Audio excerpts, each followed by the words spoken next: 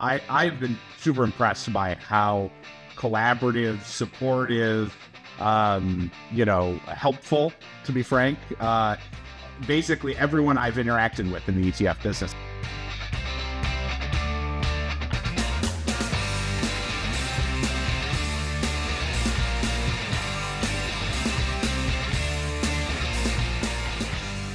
All right, joining me will be Bob Elliott, co-founder and CEO of Unlimited, who continues to build out an interesting suite of hedge fund replication ETFs. That includes two ETFs that launched a few weeks ago, the Unlimited HFMF Managed Futures ETF and the Unlimited HFEQ Equity Long Short ETF. They also offer a global macro ETF, which launched earlier this year, and a multi-strategy return tracker ETF. But in a nutshell, Unlimited is really attempting to disrupt the traditional hedge fund space. And there's certainly more to it than this, but they're using machine learning to create low-cost replications of traditional 2 and 20 hedge fund style investments. And I'll tell you, if you're not familiar with Bob, this is someone with deep expertise in this area. So he was previously at Bridgewater, where he served on the investment committee there. He actually built and led Ray Dalio's personal investment research team. So we're talking about somebody who deeply understands the hedge fund space. And so Bob and I are going to have a full conversation around the various ETF strategies Unlimited now offers and why investors might want to consider these in a portfolio. Now, to start this week, I'll be joined by Todd Rosenbluth, head of research at VettaFi. And as we like to do from time to time, we have a number of topics to get into. So I like to call this Around the World of ETFs with Todd Rosenbluth. Todd is always on top of all the latest news and happenings in ETFs. And so we're going to discuss everything from Invesco attempting to change QQQ structure to some new concentrated ETFs from GlobalX. We'll talk momentum ETFs. We have some great topics for you this week. As always, questions or comments, you can find me on X at Nate Geraci, or you can go to etfprime.com. All right, so let me now bring in the one and only Todd Rosenbluth. Todd, I got to tell you, I can't think of anyone better to kick off the first video episode of ETF Prime than you. So thank you for joining me. It's great to see you and hear you, my friend. How are you? I'm doing fantastic. I'm excited for this new video format. And I was thinking that I should probably give some quick background for people who are new to ETF Prime, or maybe they just haven't been longtime listeners. And, I actually started this show back in 2011, which this was the first ETF-focused podcast out there, which I'm very proud of that. But this show began on AM radio in Kansas City. So I would literally show up to a radio studio. I would record this show, and it would air live in Kansas City, just like any other talk show. And maybe about 1 or 2 years in, I started disseminating the show via all the various podcast channels as well, right? So I never stopped recording the show in the radio studio. I just also distributed it via Apple Podcasts and everywhere else. And the long story short is I always loved the radio format, especially because I do have a face for radio. But I just liked recording the show every week, basically live. It's always been like live radio. The challenge is we have no video component, right? The studio setup and how we produce everything, it just isn't conducive to video. And so obviously I think missing video in this day and age, that's a detriment because a lot of people prefer that format now. And so all of that is to say we are finally adapting. I will also say you're still going to get the exact same content as always, no change there. The only difference is we won't have my alternative or grunge bump back music, which I am very disappointed about, but nothing I can do there. Well, I'm so happy to be your first guest in this format. You and I have known each other. I've been a frequent guest, not all of those 14 years, but many of those 14 years. But conversations are better when people can see the passion that we and your rest of your guests have about ETFs and about ETF education. So it's great. Hopefully people can see me as I'm a hand talker.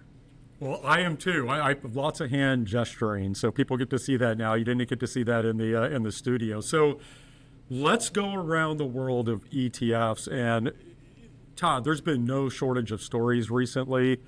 And I thought to start a really interesting one, I think for ETF nerds in particular, is this proxy filing from Invesco a couple of weeks ago, where they're seeking to convert the Invesco QQQ ETF from a unit investment trust to an open-ended fund.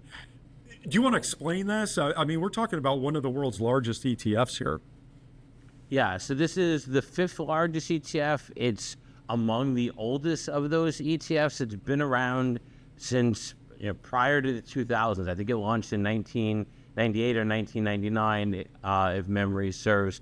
And back then, when you launched an ETF, it was a big deal and it was a harder thing to do. And so the format for launching an ETF was through a unit investment trust, as opposed to an open-end fund that we have now for almost all of the other 4,000 products.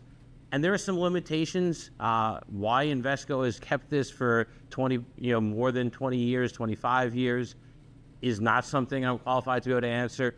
But if this goes through, what it will be is that you'll be able to do dividend reinvestment. The ETF will do securities lending. There'll be more frequent disclosure, all good things.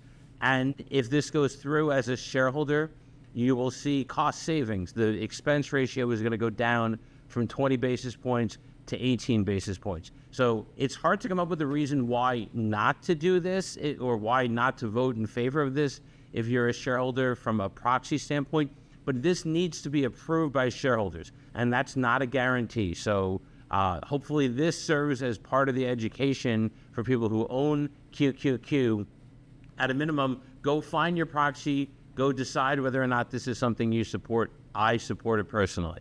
Well, and I'll just add to that some people don't realize, even though QQQ is one of the largest ETFs in the world, it doesn't make any money for Invesco. So it charges this 20 basis point fee, but 8 basis points of that goes to NASDAQ for licensing the NASDAQ 100 index.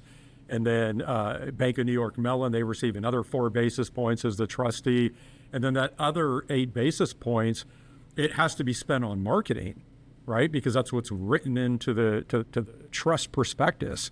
And so I always get a big kick if you think, for instance, about March Madness, which I know you like.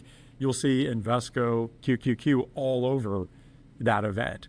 And you'll see QQQ everywhere else, and that's because Invesco has to spend money on marketing. And so if they convert to this open-ended fund, that allows them more flexibility to divert that, we'll call it profit elsewhere. It doesn't have to just go into marketing. One question, though, I do have, Todd, is, as you know, Invesco already offers QQQM, the Invesco NASDAQ 100 ETF, which owns the exact same stocks as QQQ, but that ETF is already structured as an open-ended fund.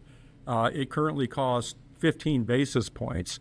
And so if Invesco is able to successfully convert QQQ, do you think they just let both funds operate as is? Because they'd basically be doing the exact same thing. It would just be that QQQ is, as you said, 18 basis points versus QQQM, which is 15 basis points.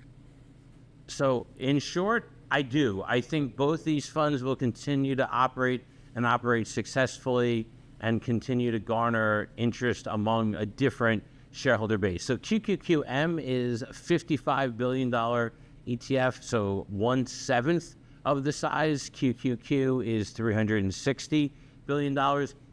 This year, QQQM has actually seen more net inflows. Now, it's a slightly more retail buy and hold audience, we think, based on the fee and based on QQQ's greater liquidity. It trades much more frequently. It tends to be used for, we think, for shorter term purposes. But that's $55 billion. You know, QQQM is actually larger than JEPI. It launched, I believe, in the same year. We talk a lot about JEPI. I know I talk a lot about active ETFs, but QQQM has been a success story. But I guess to your question, can two successful ETFs continue to be offering the same exposure within the same fund family? Yes. I'm trying to come up with a good analogy. I think I've used some better analogies with you in the past, but since we're on camera, let me try this one. To me, this is like a hotel brand. Marriott runs the Ritz-Carlton and the Residence Inn, two different ends of the spectrum. You still get a bed and a bathroom. There's probably a bottle of water in the room for you, so you still get something similar of what's inside the underlying securities, but it's a different experience. So which do you want? I'll let that analogy slide. I've heard better from you, but that's okay. And you know what? I would say from the end consumer's perspective, there's really not a whole lot of difference between those two. When I'm choosing a hotel when I go to New York City, either one of those is fine. And so I just wonder from an investor's perspective, if they see triple Q and then triple QM, one's a little bit cheaper. You can maybe make the argument one's a little bit more liquid, a little bit tighter spreads. I just think it'll be interesting to see how that plays out. I wonder if there's a way for them to merge those two ETFs together down the road. Yeah, I mean, I'm sure there'll be a benefit to running one strategy and get even more cost savings, but I don't know that there's a need to do so. And so they can run both products. They're both successful. Somebody asked me if I thought the fee for QQQM was going to go down as a result. I don't see, unless there's a reason to do so. Obviously, you can pass along the cost savings that you get from scale to hope to gather more assets. But right now, QQQM and QQQ are its own competition. That's a good problem to have or it will be a good problem to have once Invesco once it successfully makes the conversion. Yeah, first things first, they need to get the proxy vote passed. Okay, another story that caught my attention last week was these launches from Global X. So they launched an entire suite of what are called pure cap ETFs. And the goal of these is to offer concentrated exposure to different sectors of the market. So, for example, they launched the Pure Cap MSCI Consumer Discretionary ETF, ticker GXPD. And if I look at the current holdings, about 38% of the weighting in this ETF is in Amazon, right? 38% in one stock. And you and I were exchanging emails on these ETFs last week. I'll let you explain what's going on here, but typically diversified ETFs can't own that much in one stock. Right. So the short answer is what Global X is doing is allowing the true market representation within a sector and for investors to get that exposure. So Amazon or the consumer discretionary is one extreme case where Amazon dominates the sector. But in XLY, the consumer discretionary sector spider, the exposure has to be below, I believe, 25% when there is a quarterly review process. It's a regulatory review. It's known in the industry as RIC, R-I-C. And so what the Global X product is going to do is allow the ETF to have above that 25% threshold, and then in a creative manner provide exposure to other ETFs to get access to Amazon, and then do that on a short-term window and then move back. The better example to me, or the more compelling one, is I recall about a year ago, there was a lot of talk about NVIDIA and Apple and Microsoft and those three of those companies being dominant within the technology sector, but only two of them could be dominant within the technology sector spider, XLK. And so Apple ended up being sold so that NVIDIA could be bought because NVIDIA's market capitalization grew higher. And this is another version of that RIC rule. And so what we're going to see is Global X actually has 60% exposure to those three companies. The RIC rule says you can't have more than 50%. They're doing it in a creative manner. They've launched this suite. They, being Global X, has launched this suite of sector ETFs. I think 5 of them towards some of the 5 more concentrated of those sectors for investors that want something in there from pure, more market cap oriented to get you the full exposure of what you'd have within a broader sector strategy. Yeah, these are interesting. And just to restate what you said, I mean, these ETFs are they're structured as registered investment companies, or they're under registered investment company rules. And so because of that, you can't have a single company that comprises more than 25% of the fund's assets. And then there's another test where positions representing at least 5%, when you combine those, they can't represent more than 50% of the fund's assets. And so, as you noted, there's this quarterly test, if you will. And so if, let's take Amazon, for example, if Amazon's weighting is more than 25%, then what Global X will do is they'll rebalance and then go buy, say, a leveraged, like a 2 times Amazon ETF or something like that, to still bring up the overall exposure to Amazon to what it should be, its pure market cap representation. And by the way, some people listening to this may wonder, well, how do single stock ETFs get around these rules? And the answer to that is they don't actually hold the individual stock directly, right? They hold derivatives or swaps, so that doesn't trip them over these diversification rules. So actually, I want to jump in and say, yes, I agree with you, but they could also own, and in fact, in some cases, in the technology one, they might own, they being Global X, might own XLK or VGT. Right, because of the exposure to that, to Amazon. The exposure. So the rule, I don't know, let's see if this rule stays in place, does not have a look-through component. So it's looking at the ETF, not the fact that the ETF has 24.5% exposure to NVIDIA. It's owning an ETF, and so it skirts, I guess is the word I want to use, skirts that rule. We'll see if the regulators catch up and change the rules to this. But right now, this is Global X with a novel approach to sector investing. Let me ask you this. I feel like we're currently in a market environment where a lot of investors are actually looking to move away from concentration. And so I'm just curious, what do you see as the potential benefits of these ETFs? So I agree with you. Some people want to move away from concentration, and then the Vanguard 500 ETF, which is concentrated because it's owning these stocks unconstrained or not tied to individual sectors, is on pace to break the record of net inflows again. So people are concerned about concentration, and other people just want to get representation to the market. So if you owned VU, for example, the Vanguard 500 ETF, or you own SPY or any of the other S&P 500 ETFs, and you wanted to overweight the exposure to the technology sector heading into earnings, or you wanted to overweight the exposure to consumer discretionary, and you use the sector spider ETFs, you'd actually not be truly overexposed on the stock level. You'd be doing it on the sector level, but you wouldn't have as much exposure to NVIDIA in the case of technology, or Amazon in the case of consumer discretionary. So if you're going to, as an advisor or as a more institutionally oriented investor, you want to overweight an individual sector, these ETFs from Global X offer a unique way of doing that, where you keep that stock level exposure in a concentrated manner, because that's how the market is.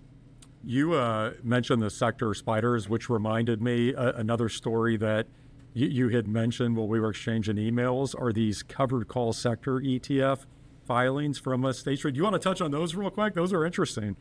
I'm so excited. The audience can now see my face. You love when I talk about covered call ETFs. I know you do. So, yes. Well, in that, I guess you've flipped in a more positive manner than my memory has, but we don't have videotape of that. We might only have audio, but we don't have videotape of that. So State Street has filed for sector spiders that are covered, that are all going to offer covered call exposure. So some of the sectors obviously are more income-oriented, consumer staples, utilities, real estate perhaps. I think that real estate might be included in this. But some of the other sectors don't have that high yield. I think it's interesting that State Street continues to innovate. They're likely to, in the third quarter, I guess we're in the third quarter, by the end of the third quarter, we could see these products from State Street come to market that are enhanced income. So think of JEPI or JEPQ or some of the other covered call ETFs that we've talked about with the income component, but having exposure to the materials sector or the industrial sector that tend to have lower income components within the portfolio. I'm just amazed. I'm sure you recall that I called the entire options-based or cover call ETF category. You were alluding to this, a bubble back at the beginning of January 2024. And here we are. I've been proven completely wrong, although it still may be a bubble, but issuers are continuing to innovate. And look, we always say money talks in the ETF space. Investors continue to allocate here. There's an audience. There definitely is. So we've seen strong net inflows into these derivative income products. I touched on JP Morgan earlier. We've talked in the past about NEOS having been one of the newer entrants into the ETF marketplace that's having a lot of success in gathering assets, a range of other firms that are doing well within this space. All right, let me hit you with two more stories here. And the next one I have, this is a story you actually wrote. But I like this just because of everything that we're hearing right now, Todd, with meme stocks.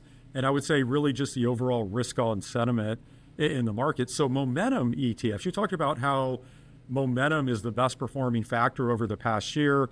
And certainly ETF investors are taking notice. Do you want to give us a few highlights here? Sure. So again, there's a lot of concern in the market. You mentioned about concentration.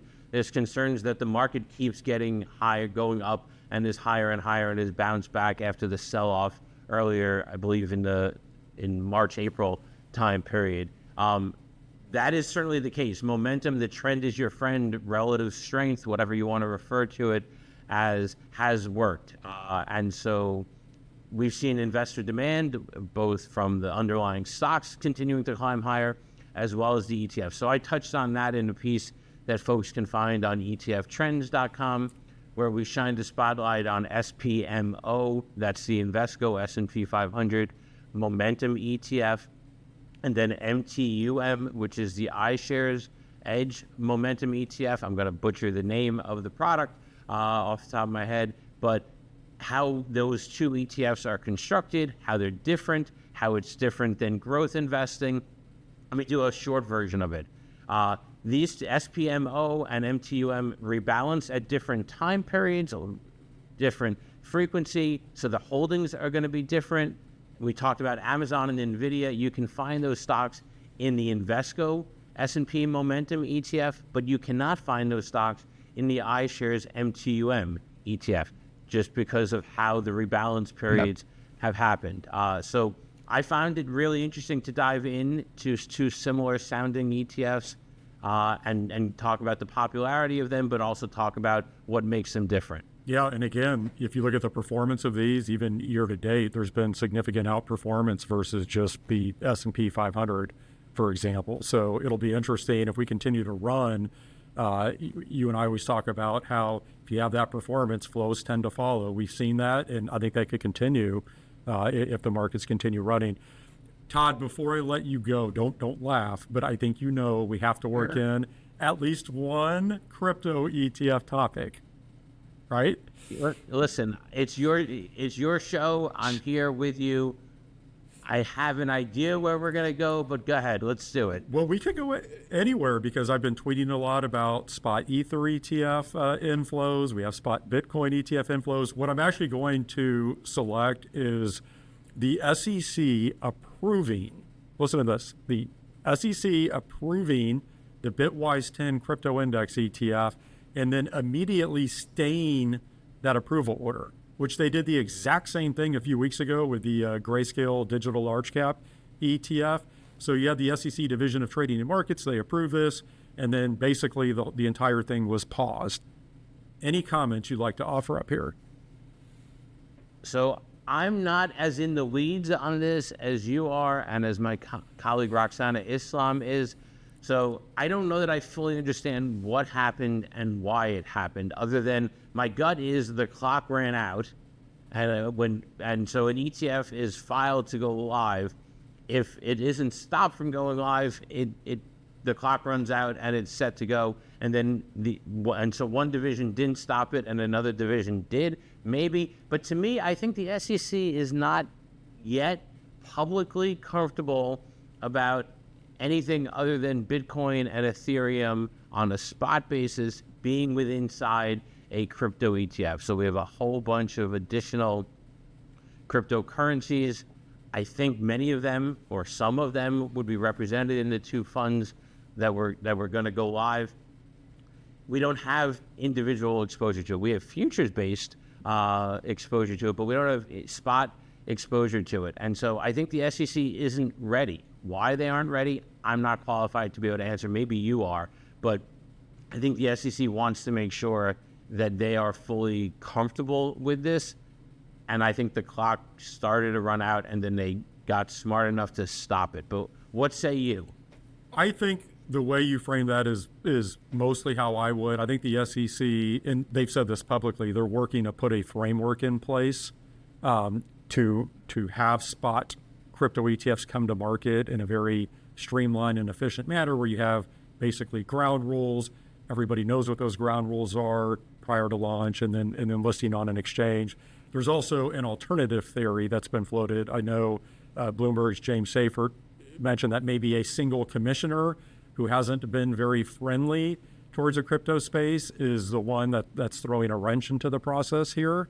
But I guess I would say, Todd, this feels a little bit like Groundhog Day to me, because we already have futures-based XRP ETFs and futures-based Solana ETFs trading.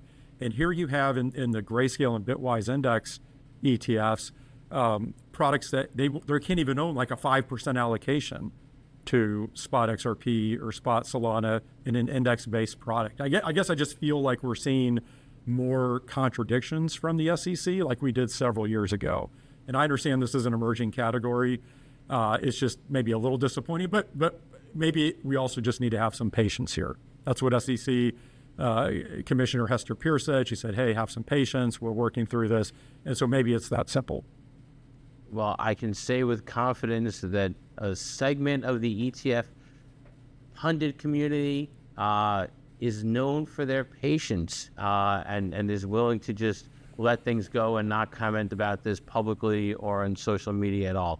I have high confidence that that's what's happening here. You know, I'm very patient when it comes to this stuff. You know that well. But playing the long game on this. That's right. Todd, so great to see you this week. I think I like this format already, so I think we're off to a great start here. But thank you for joining me. It's a pleasure. Hopefully the audience could see how pained I was trying to answer that question. I'm loving this. I love it. Around the world of ETFs with Todd Rosenbluth, head of research at VettaFi. Looking for ETF options from one of the top asset managers in the industry? Visit i.fidelity.com/ETFs to explore Fidelity's lineup and more. Fidelity Distributors Company, LLC, 500 Salem Street, Smithfield, Rhode Island, 02917. Fidelity Investments is an independent company unaffiliated with VettaFi and other third parties on this podcast. There's no form of legal partnership, agency affiliation, or similar relationship between VettaFi, Fidelity Investments, and other third parties on this podcast, nor is such a relationship created or implied by the information herein. Fidelity Investments and/or Fidelity refers collectively to FMR LLC, a U.S. company, and its subsidiaries, including but not limited to Fidelity Management and Research Company LLC, FMR. I'm now joined by Bob Elliott, co-founder and CEO of Unlimited, who currently offers 4 ETFs, about $55 million in assets, with 3 of those ETFs launching just this year, including 2 over the past several weeks. But now 4 ETFs in all. And as I mentioned at the top, Bob is someone who is extremely well-versed in the hedge fund arena. So he previously served as a member of the investment committee at Bridgewater Associates, the largest hedge fund firm in the world. He also built and led Ray Dalio's investment research team there for nearly a decade. So he knows the hedge fund space inside and out, and he's now joining me from New York. Bob, it is so great having you back on the podcast. Thanks so much for having me, Nate. Excited to give some updates on what's going on these days. Yeah, and so we'll obviously get into your ETFs, but I thought it might be fun to start with your experience thus far in the ETF arena. So as I was just noting, you were deeply immersed in the hedge fund arena for 15 years or so? And then you made this decision to enter what's called the ETF Terror Dome a few years back. So I'm just curious, what's been your impression of the ETF industry so far? Like, how would you compare it to the hedge fund space? Yeah, and first of all, I love the ETF industry, and the reason why that is because, in a lot of ways we can the whole industry are the Davids of the Goliath of big, expensive asset managers that are out there in the world. And so I've been super impressed by how collaborative, supportive, helpful, to be frank, basically everyone I've interacted with in the ETF business. I think because so many people who are in this business see the larger picture, which is, investors, the vast majority of investors are paying fees that are way too high, whether it's in mutual funds, whether it's in 2 and 20 products. And, the ETF industry is trying its best in all the different ways that it can to try to innovate so that they can basically offer those sorts of products, but do it in a much more, much cheaper, low fee, diversified, tax efficient sort of way. And so it's been really great in my experience over the last couple of years. And what you described there, that's essentially what you're doing with the hedge fund space, right? You're really bridging these two worlds, hedge funds and ETFs. And a few weeks ago, you rolled out 2 new actively managed ETFs. So there's the Unlimited HFMF Managed Futures ETF, ticker HFMF, and then the Unlimited HFEQ Equity Long Short ETF, ticker HFEQ. And as I noted, those 2 ETFs join 2 other ETFs in your lineup. So you have a multi-strategy return tracker ETF, ticker HFND, and then a global macro ETF, ticker HFGM. All of these are hedge fund replication strategies. And again, before we get into some detail here, what do you see as the opportunity in this space overall? You noted how ETFs can bring lower cost options to investors, but what do you see specifically as the opportunity with hedge fund replication ETFs? Well, I think the industry, particularly the RIA industry, and even family offices and larger strategic asset allocators, they're moving from a world of 60-40 to a world of 50-30-20, where that 20 is an alternatives allocation. The trouble that most allocators have in filling that 20 bucket is that most of the products that are out there are expensive and illiquid to fill that bucket. I mean, not to mention they're like a pain with all the paperwork and K1s and all that stuff. And so our idea was to create a company with a series of products that really fills in that 20% bucket access to 2 and 20 style strategies, starting with hedge funds, but making them in a package that's much more easy to transact, much lower fee, et cetera. I think the challenge with sort of the whole access to alternatives world that exists out there, and obviously lots of advisors have, are constantly pelted with access to various alternatives, is most of them are illiquid and most of them are high fee. And that investors don't need illiquid high fee products in their portfolio. There's plenty of that stuff around. What they need is diversified low cost products that are very liquid, that can be easily transacted in a model portfolio or a strategic portfolio. And so that's really where the idea of take hedge fund style returns, which are good, particularly if you don't charge 2 and 20 2 and 20 type fees, take those strategies and put them into the ETF wrapper. And instead of, trying to be a single manager, right, a single proprietary manager, instead, what we do is try to index the alpha. What I mean by that is what we're doing is we're looking at the wisdom of all the hedge fund managers in a particular category or strategy and netting out the positions of where they in aggregate overweight or underweight. And that's the set of positions that we hold in these different strategy ETFs.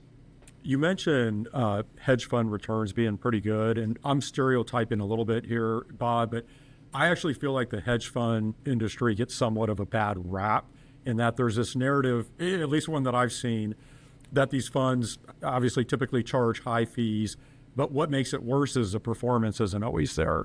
And so there are high fees and a lack of performance. But it sounds like what you're saying is the high fees may certainly be there, but so is the risk-adjusted performance. Is that fair, that ultimately the issue with traditional hedge funds, it comes down to fees, assuming we set things like accessibility and taxes and those things aside? Is that fair? Well, I think one of the challenges for people when they're looking at hedge fund specific returns, you're right, the fees are very high.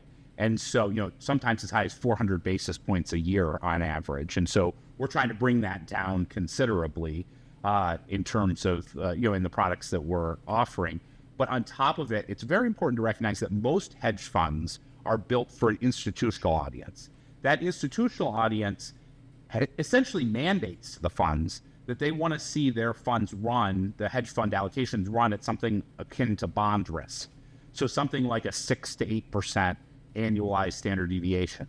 The trouble with that is that it doesn't necessarily generate, particularly when you take the fees, it doesn't generate a particularly attractive total return, in part because the gross of fees returns isn't that high, and then on top of it, the fees are too high.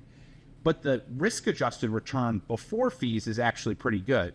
And so what we're doing with our new set of products is basically addressing those two issues. So instead of targeting bond-like risk, we're targeting equity index-like risk. So we're basically doubling the target return. And instead of charging what would typically be 2 and 20, we're charging 95 basis point management fee. So we're bringing down the fees.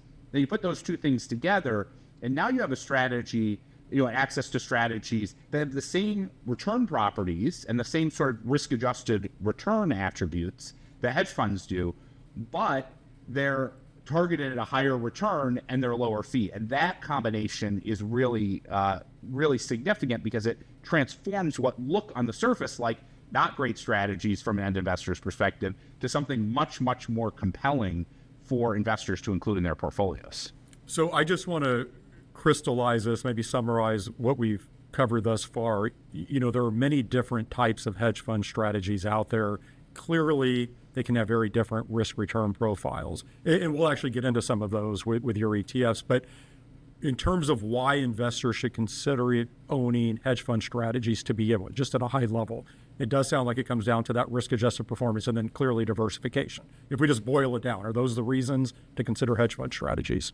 Yeah, that's exactly right. I mean, most investors, most allocators are long only in their positions, meaning you're long stocks, you're long bonds, maybe you're long things like private credit, right? Those are long, meaning if the price or the value of those assets go down, your holdings go down in value.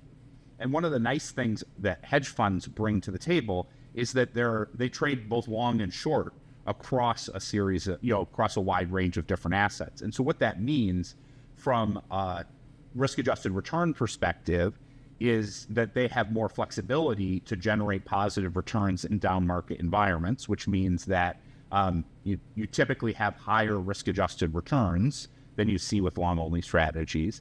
And then the other thing that's important is that because they can flip negative, meaning short on positions, they can also exhibit defensive properties during down market environments. And that's really the sort of holy grail of incremental diversification for most investors is finding returns that are positive expected value, meaning they go up over time, add to the portfolio return, but have defensive properties, which mean that they're able to generate positive returns during negative market environments to diversify against a long-only basket. And so hedge fund strategies have a long track record of delivering on both of those attributes, a good long-term risk-adjusted return and some defensive properties during down market environments. One other aspect that I'd love to hear your views on here as it pertains to hedge fund strategies is the educational side of the equation, because I'm sure you've seen this firsthand. Not every investor or advisor understands the potential benefits of, say, a long-short strategy or a managed future strategy, global macro. And I do think that's been somewhat of a headwind for hedge fund replication ETFs. I'm just curious, how are you attempting to overcome that education hurdle? Well, I think it's part of the challenge, I think, that has existed in this space for a while is that people are familiar with individual manager strategies. And those strategies, like frankly, an individual manager strategy, like your 95% confidence interval, their return in 1 year is like -20 to +20. And like that's not something that you can think about in the portfolio context, the way you can think about stocks, which have certain return attributes, meaning, if conditions are a certain way, stocks go up. If conditions are a certain way, bonds have positive return. Part of the idea of creating a manager diversified approach here, which is, as I say, I call it alpha indexing, is to create something where the return profile of the strategy is just a lot more understandable than if you're investing in any single individual manager. And that has actually, I think, in many ways opened the door for many advisors to start to think about these strategies, because instead of looking at a return and saying, I have no idea how this person's gonna trade the markets, this one manager is gonna trade the markets over the next year or 5 years, I instead can start to look at indexed alpha, and I can say, okay, well, if we have a certain set of macroeconomic conditions, whether growth is strong or inflation's strong, or we have a downturn in assets, I can now start to look at these other portfolio returns, these other return streams, whether it be managed futures or global macro or equity long short, and I can more reliably understand how they'll perform in that environment. And so it's really the education of bringing folks along to think about hedge funds and really think about alpha, indexed alpha, as a return that you'd think about in the same way you think about gold or bonds or stocks. Because once you do that, then the portfolio characteristics of it are very compelling, and you can start to build a strategic portfolio around that alpha indexing. Well, let's look at a couple of your ETFs. I think it'll be a good example of what you were just speaking to. And I thought it might be good to look at your two most recent launches. And so let's start with the Unlimited HFMF Managed Futures ETF, ticker HFMF. Do you want to explain the basics of a managed futures strategy and then how you're implementing that in this ETF? Yeah, so managed futures and probably, managed futures has gotten a lot more known, really, even in the whole time in the short 3 years that I've been in the ETF business. But the short story of managed futures is managed futures managers take long and short positions in large liquid futures markets across typically currencies, commodities, fixed income, equity indices, and sometimes credit. And what they're doing predominantly is looking at price trends to determine their positioning, which means that when they see a market trending in a certain direction, they typically will follow that price action. And that over time has been a pretty good returning strategy, in part because there's sort of good fundamental reasons why markets typically trend in a certain direction over time. Markets are typically trendy. And so you put enough of those bets together and you have a pretty good return. The thing that's really compelling about managed futures that really, I think, differentiates it relative to other strategies that are out there is that managed futures strategies often demonstrate defensive characteristics because those managers can go short assets at a time when long positions are losing money. And that's really important because that makes them uniquely diversifying. Because if we go back to that sort of framework of let's find things that complement a portfolio that are positive return over time, but also exhibit defensive properties, managed futures fits into that perfectly. Now, the last thing I'd say is one of the challenges of managed futures, just like with the rest of the hedge fund industry, is most managed futures managers are running their portfolios at bond-like target return. And that means that allocators have to invest a lot of capital into those strategies in order to get a meaningful diversifying return during down market environments. And so what we're doing is targeting that 2x return, which is just a more cash efficient way to get access to that exposure. So instead of having a big line item risk the way many folks have with other managed futures products, we basically cut the amount of capital you have to allocate to the strategy in half to get the same economic exposure. So to your last point, let's say we're using a traditional 60-40 portfolio as a baseline. If an investor or advisor wants to add managed futures, where does that allocation typically come from? Is it bonds or is it stocks, both? And then obviously we're not here to dispense investment advice, but just at a high level, what's a reasonable allocation in order to obtain meaningful portfolio benefits? Yeah, so typically, I think investors' core holding is equity-related risk, and managed futures in particular is diversifying relative to that equity-related risk. And so typically what we see is folks are, moving from where their primary diversifier to stocks is just bonds, and they're adding some of these strategies that have, negative convexity, meaning they do well during negative market environments, like managed futures. And so, out of your 40% portfolio allocation to bonds, maybe taking something like a quarter of that, maybe an eighth to a quarter of that, and moving it into tactical strategies like managed futures can be helpful in creating, enough bang for the buck in terms of those diversification benefits during challenging environments without creating a lot of tracking error to sort of the traditional 60/40.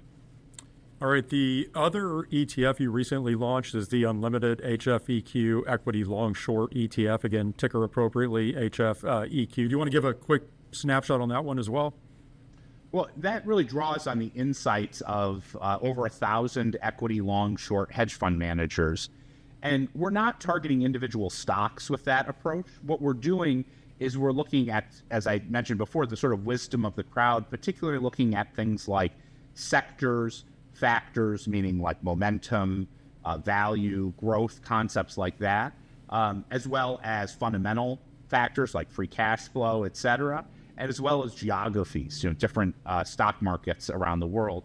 And what you see, which I think is really interesting, in fact, I didn't realize this until I had done the analysis recently, is that if you look at equity long short hedge fund managers, their index and how they performed, if you lower the fees and run the strategy at an equity index like target standard deviation, equity long short hedge fund managers have delivered better returns than essentially all of the top 50 by AUM actively managed equity strategies on the market today.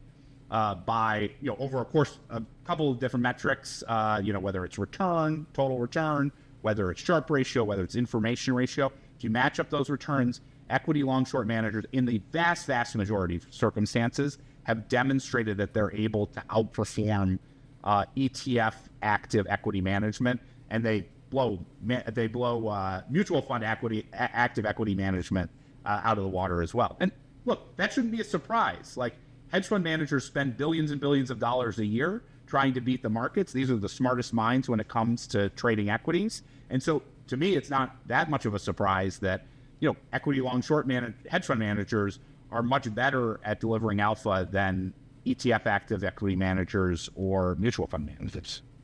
You were alluding to this earlier, but you are using proprietary technology. You're using machine learning to replicate these various hedge fund strategies that you were noting there. And I remember you saying something like you're using technology instead of star portfolio managers, which I love. I think it was something along those lines. Can you just briefly talk about that? Because I can see some people questioning just how well technology can replicate what hedge funds are doing. And so I'd love to have you give us some sense as to just how good this technology is or has become. Yeah, and we if you want to get access to these strategies, there's basically two paths. You can either hire all these folks to run your money, and you got to pay them fees and then pay yourself fees, and now we've got fees on top of fees. Or what we've done, which is pretty different, is build technology that allows us to look over their shoulder on an ongoing basis, and from the path of returns that we see, infer how they must be positioned. And the process, at some level, is pretty simple, and something that basically every person who has an active equity manager or active asset manager does on a regular basis, which is you look at the manager's returns in a period, and you know what happened in the markets, and you basically know what they're doing. Like, are they equity long short manager, are they macro manager, et cetera. You could probably guess, what drove a majority of their returns. So, you see in the recent period that, say, a macro manager did particularly well. You might say, oh, they must be, overweight gold, or they were, long global equities or things like that. That would be the sort of things that you could infer, just guessing, if you see meaningful outperformance. Well, all we're doing with our process, we're basically taking that concept, that inference concept, and going from your eyeballing of it to a more systematically rigorous way of basically backing out on a day-to-day basis how those managers are positioned and what is the most probable portfolio that's driving the returns that we're seeing.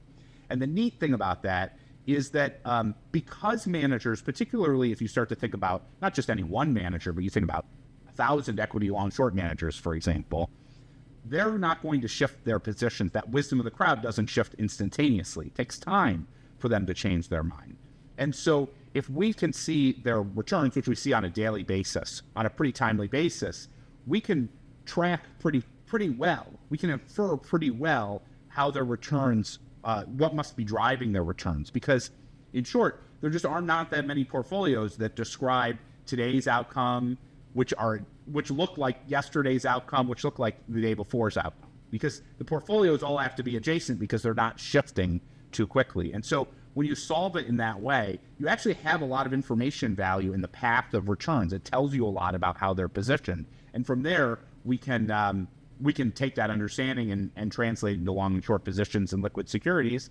And, because we don't have to pay them, we could do it at a lot lower fee point.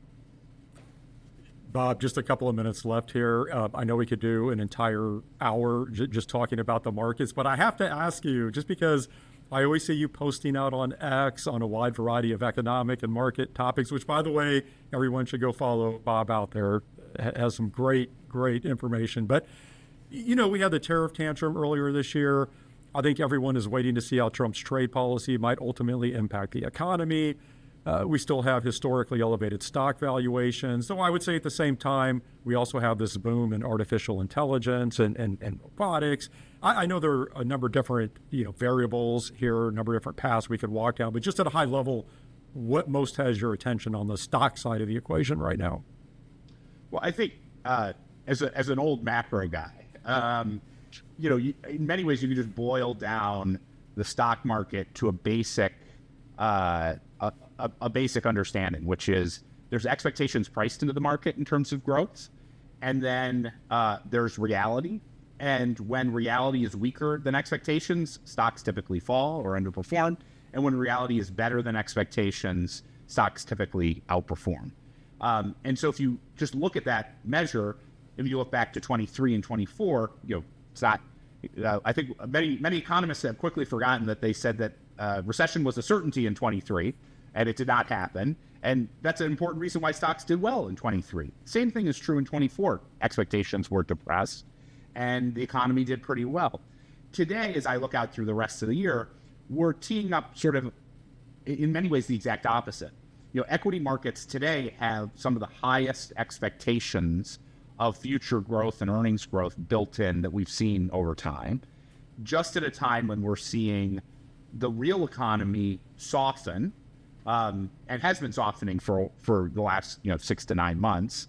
And then on top of it, we're seeing a series of negative growth policies from the new administration, from the combination of tariffs and immigration restriction, that are vastly more impactful than anything that will come from the big, beautiful bill. And so you put that sort of picture together, you see very elevated expectations at a time when growth is slowing and policy is likely to be a further drag on growth. And I should mention the Fed is in a position to not do anything for the time being. That's not a very good set of dynamics for equities on a forward-looking basis. Of course, other things could happen. You could get the AI and effect and things like that. But as an old macro guy, you see that sort of setup, and that's the sort of thing that would cause you to maybe look to take a little risk off the table when it comes to holding equities. And part of the reason why I'm excited about bringing these products to the market right now is because I think these can create a good alternative. Right at this time when you are essentially overexposed to equity risk, this might be the time to start to think about how can you build a little more diversification in your portfolio, particularly diversification that could take advantage of a more negative market environment were it to come. Well, Bob, probably the perfect spot to end our conversation. Congratulations on the launch of those 2 most recent ETFs. Certainly wish you success with those, as well as the entire Unlimited ETF lineup. Thank you for joining me. Thanks so much for having me. Markets move fast. By the time most investors react, the opportunity is gone. Alger has spent over 60 years identifying innovation early. Don't wait to catch up. You too can stay ahead of the curve with Alger's growth equity ETFs. Learn more at alger.com/ETFs. Before investing, carefully consider a fund's investment objectives, risks, charges, and expenses. For a prospectus and summary prospectus containing this and other information, visit alger.com. Read the prospectus and summary prospectus carefully before investing. Distributor Fred Alger and Company, LLC. Not FDIC insured, not bank guaranteed, may lose value. Listed on NYSE Arca Inc. That was Bob Elliott, co-founder and CEO of Unlimited. That'll do it for this week's ETF Prime. I want to thank one of our sponsors, Tema ETFs. If you would like to learn more about Tema, you can visit temaetfs.com. That's Tema ETFs.com. Next week, I will be joined by the one and only Tom Lee, co-founder of Fundstrat. So we'll be spotlighting the Fundstrat Granny Shots US Large Cap ETF. And you know me, I may also try to sneak in a couple of questions on Ethereum as well. Until then, have a great week, everyone.